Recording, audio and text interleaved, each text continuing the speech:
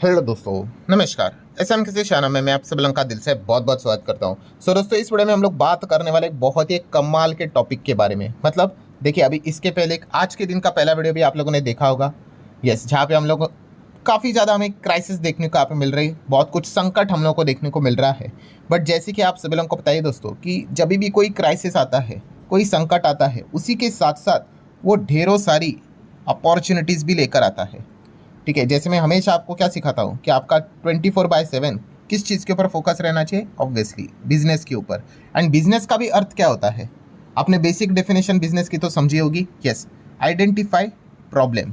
Problem को identify करो और उसका सोल्यूशन प्रोवाइड कर लो, उसी को तो बिजनेस कहते हैं। सो नो डाउट अभी हम यहाँ पे देख सकते हैं क्राइसिस, बहुत बड़ा प्रॉब्लम हम लोग को देखने को मिल रहा है। एंड इसी प्रॉब्लम का जो सॉल्यूशन यहाँ पे देगा, ठीक है, उनके लिए मतलब हम कह सकते हैं बहुत बड़ा मौका भी क्रिएट यहाँ पे हो चुका है, अपॉर्चुनिटी रेडी यहाँ पे हो चुकी है और वो गजब का पैसा भी यहाँ पे छाप सकते हैं। सो उसी के बारे में बातचीत हम इस वीडियो में यहाँ पे करने वाले हैं। पर उसके पहले कि काफ़ी लोग की जो सोच रहती है, मतलब एक जो बहुत बार मैंने आपको कहा है कि बहुत सारे लोग एक गलत वे से थिंकिंग करते रहते हैं। क्या गलत वे से थिंकिंग? कि हमेशा उनका फोकस किसके ऊपर रहता है? निफ्टी के ऊपर, सेंसेक्स के ऊपर, और वी कैन से इनको हम क्या कहते हैं? इंडेक्स। इंडेक्स के ऊपर फोकस। अगर उनको लगता है कि भाई निफ्टी, सेंसेक्स, इंडेक्स नहीं भागा मतलब स्टॉक्स भी नहीं भागेंगे, अरे भाई ऐसा नहीं होता है, मैं बहुत बार बता चुका हूँ। एंड आज भी लोग वही चीज़ें लेकर चल रहे हैं। ठीक है, अरे सर मार्केट तो यहाँ पे देखा गया 2-2 साल यहाँ पे भागा ही नहीं है, ठीक है, तो फिर रिटर्न्स यहाँ पे नहीं बनेंगे। ऐसा कुछ भी नहीं है। मैं इसके पहले भी एक वीडियो बना चुका हूँ, ये वीडियो देख लेना।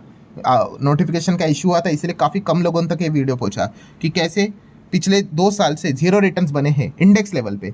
बट कितने सारे स्टॉक्स है भाई जिन्होंने शेयर होल्डर को माला माल बना दिया। ऑल टाइम हाई पे चल रहे हैं भाई, ऑल टाइम हाई पे। देख लेना, मैंने लिंक ऊपर आई बटन पे अटैच करके रखा हुआ है।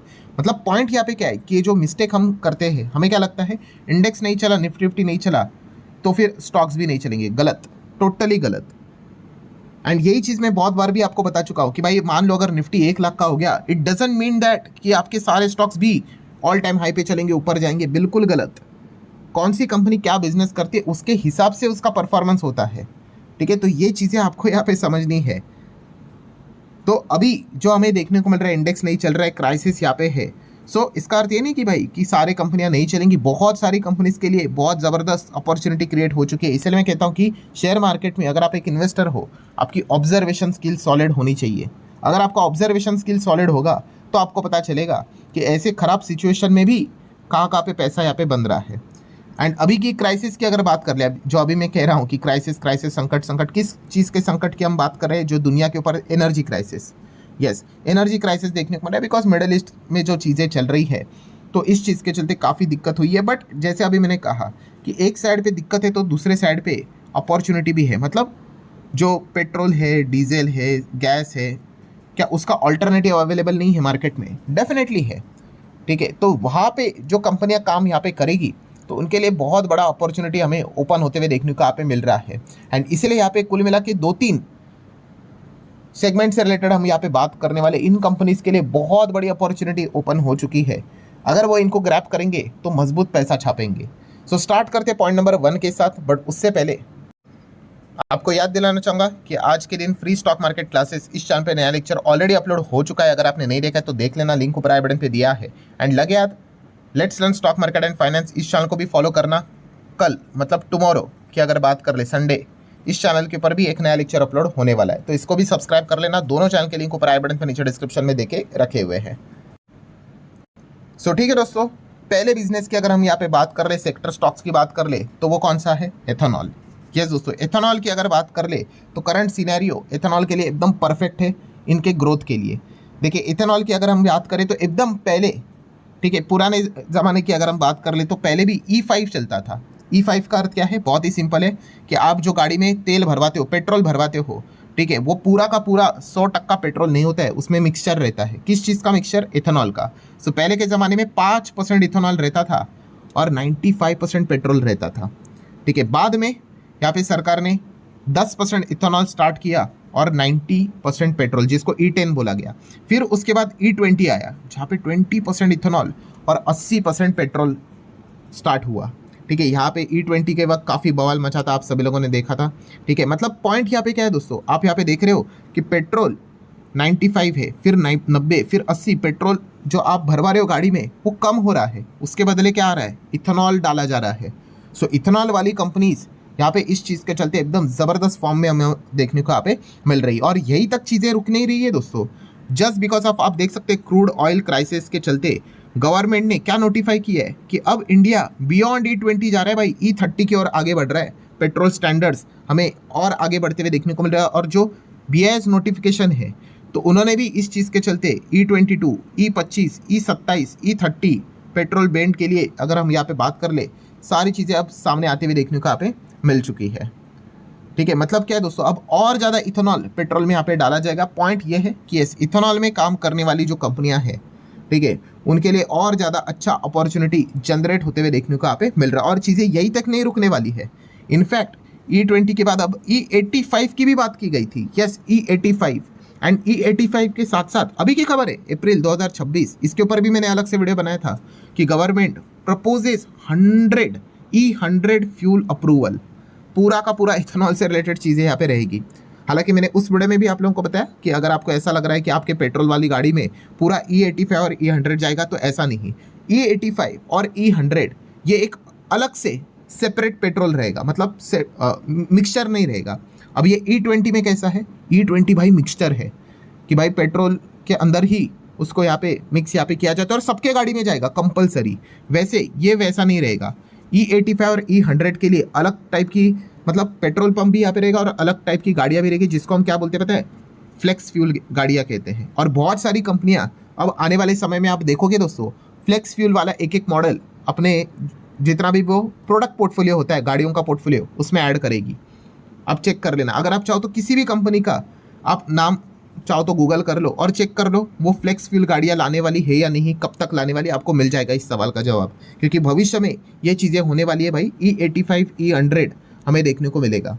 ठीक है, तो मतलब समझाने वाला मतलब मेन पॉइंट क्या है दोस्तों, ये सारी चीज़ें क्यों की जा रही है फ्लेक्स फ्यूल को लेकर, क्योंकि यहाँ पे यस जो मिडल ईस्ट में जो भी चीज़ें चल रही है वो आज भी अगर रुक गई, इसका अर्थ ये थोड़ी कि भविष्य में वापस स्टार्ट नहीं होगा। तो तेल के ऊपर, क्रूड ऑयल के ऊपर जो डिपेंडेंसी है उसको बहुत हद तक यहाँ पे कम कर रहे हैं। जहाँ पे ऑल्टरनेटिव अवेलेबल है वहाँ पे जाना है, और जहाँ पे नहीं है ठीक है भाई, वहाँ पे क्या ही कर सकते हैं। सो इसीलिए हम यहाँ पे कह सकते हैं दोस्तों, इथेनॉल वाला बिजनेस, फ्लेक्स फ्यूल में काम करने वाले जो कंपनियां रहेगी वहाँ पे बड़ी अपॉर्चुनिटी हमें भविष्य में देखने को मिलने वाले, इसको नोट कर लेना। सेकंड पॉइंट भी अगर हम बात कर ले दोस्तों, तो सेम गाड़ी को लेकर ही इलेक्ट्रिक व्हीकल, यस EV की अगर बात कर ले, बहुत बड़ा ये सेक्टर है। ठीक है, तो यहाँ पे भी गजब की अपॉर्चुनिटी है। अगेन EV मतलब सिर्फ 4 व्हीलर नहीं, इसमें 2 व्हीलर भी आ गया, 3 व्हीलर्स भी आपको देखने को मिलेंगे। अब कुछ साल यहाँ पे रुक जाओ, मैं आपको इसी वीडियो में लिख कर बोल देता हूँ कि कुछ साल यहाँ पे रुक जाओ, आगे भविष्य में सरकार यस इस प्रकार का भी अनाउंसमेंट करेगी कि 3 व्हीलर मतलब जो ऑटो रिक्शाज हमें चलते हुए देखने को मिल जाते हैं मल्टीपल सिटीज़ में, वो भी EV होते हुए देखने को मिलेंगे। उसके लिए शायद से सरकार कुछ इंसेंटिव भी दे दे। ये चीज़ें भविष्य में आपको 110% होते हुए देखने को मिलेगी। हाँ, थोड़ा सा कुछ समय लग सकता है, कुछ साल आगे पीछे हो सकते हैं, बट ये चीज़ें यहाँ पे ज़रूर होने वाली है। मतलब पॉइंट क्या है दोस्तों कि ये आने वाले समय में EV से सेगमेंट को आप इग्नोर कर ही नहीं सकते। तो ये पॉइंट समझ जाओ। और EV मतलब ऐसा नहीं कि बस गाड़ी, बहुत सारी और भी बिजनेसेस यहाँ पे रहते हैं EV से रिलेटेड। ये जो अलग अलग मशीन्स भी रहते हैं, चार्जिंग पोर्ट्स भी रहते हैं, चार्जिंग स्टेशंस भी रहते हैं, इनसे रिलेटेड काम करने वाली कंपनियां, ये तो मैं पिछले 4-5 साल से चिल्ला रहा हूँ। ठीक है, और वही चिल्लाते रहूँगा भाई, जब तक बिजनेस है भाई तब तक है, उसके बाद वो सब कुछ ग्रो भी हो जाएंगे। फिर बाद में आपको पता है जनता जग जाती है, देख लेते और ये स्टॉक तो 10-15 गुना हो गए, फिर एंटर कर लेते हैं, फिर ऊपर से 10-20% डाउन, फिर रोना धोना शुरू। ठीक है, तो ऐसा नहीं करना है। अगर आपको पढ़ना है तो अभी ही पढ़ना है, ठीक है, फिर जाना है नहीं जाना है वो आपकी मर्जी। देन अगर हम यहाँ पे बात कर ले तो तीसरा सबसे इंपॉर्टेंट चीज़ वो है रिन्यूएबल एनर्जी। यस, हम स्किप कर ही नहीं सकते। ठीक है, रिन्यूएबल एनर्जी मतलब सोलार की अगर बात कर ले, देन विंड एनर्जी की अगर हम लोग यहाँ पे बात कर ले, हाइड्रोजन की अगर बात कर ले, देन क्लीन एनर्जी की बात कर ले, न्यूक्लियर एनर्जी की बात कर ले। अभी रिसेंटली हम लोगों ने देखा ना कि सरकार ने भी क्या कर दिया, प्राइवेट प्लेयर के लिए न्यूक्लियर एनर्जी का लिए रास्ता ओपन कर दिया, और वो करना ही पड़ेगा भाई। अगर सरकार अकेले ही अगर आगे चलती रहेगी न्यूक्लियर एनर्जी का टारगेट अचीव करने के लिए, तो भाई मतलब कितने सैकड़ों साल लग जाएंगे। ठीक है, आपको प्राइवेट प्लेयर्स उसमें लेने ही मतलब लेके आने ही पड़ेंगे, बट हाँ वहाँ पे थोड़ा स्ट्रिक्ट मॉनिटर करना यहाँ पे पड़ेगा। वो एक पॉइंट तो यहाँ पे ज़रूर है। मतलब ओवरऑल कंक्लूजन क्या निकल कर आ रहा है दोस्तों कि यस, ये जो क्राइसिस यहाँ पे चल रहे हैं, इनमें ये सारे नए सेगमेंट हमें और बड़े लेवल पे उभरते हुए देखने को यहाँ पे मिल रहे हैं। तो इसलिए मैंने कहा कि ये संकट है या फिर अपॉर्चुनिटी है, वो तो भाई डिपेंड करते हैं कि कौन सी कंपनी इस सिचुएशन का किस प्रकार से फ़ायदा यहाँ पे उठाएगी। तो अगेन कह रहा हूँ दोस्तों, कभी भी भविष्य में अभी अभी रिसेंटली क्या चल रहा है, ये जंग बिंग चल रहा है, ये दिक्कत है, आने वाले 5 साल में 10 साल में कुछ और नया संकट रहेगा, कुछ और नई दिक्कतें रहेगी, तो उस हिसाब से अलग बिजनेसेस हमें फॉर्म में आते हुए देखने को मिलेंगे। तो हमेशा आप चौकन्ना यहाँ पे रहना चाहिए, ऑब्जर्वेशन स्किल आपकी अच्छी रहनी चाहिए एंड अकॉर्डिंगली आप लोगों ने डिसीजन यहाँ पे लेने होते हैं। सो करंट लेवल पे हम यहाँ पे कह सकते हैं कि यहाँ पे गजब का पैसा बनने के चांसेस रहेंगे, क्योंकि इनको ये जितने भी सेगमेंट मैंने आपको दिखाए हैं, सरकार भी इनको ओपनली सपोर्ट कर रहा है। सरकार पीछे नहीं हट सकती कि नहीं भाई सोलर का काम रहने दो, इथेनॉल का काम रहने दो, न्यूक्लियर का रहने दो, बिल्कुल भी नहीं। वो बाकी का प्रोजेक्ट का एलोकेशन कम कर दे, बट यहाँ पे एलोकेशन कम नहीं करेगा, यहाँ पे इंसेंटिव कम नहीं करेगा, क्योंकि अब ये ज़रूरत बन चुकी है भाई। ये अब तो बहुत बड़ा डेमो भी मिल चुका है कि क्या मतलब रायता फैला हुआ है, ठीक है। तो ये सारी चीज़ों को आप अच्छे से स्टडी करोगे तो आपको डेफिनेटली आने वाले समय में बहुत अच्छा खासा फ़ायदा तो यहाँ पे होगा ही होगा। इनसे रिलेटेड कंपनीज को आप यहाँ पे पढ़ ज़रूर सकते हो। सो ठीक है दोस्तों, आशा करता हूँ वीडियो हेल्पफुल लगा होगा। चाहो तो लाइक एंड शेयर भी कर सकते हो। मिलते हैं अगले वीडियो में, तब तक के लिए बाय बाय।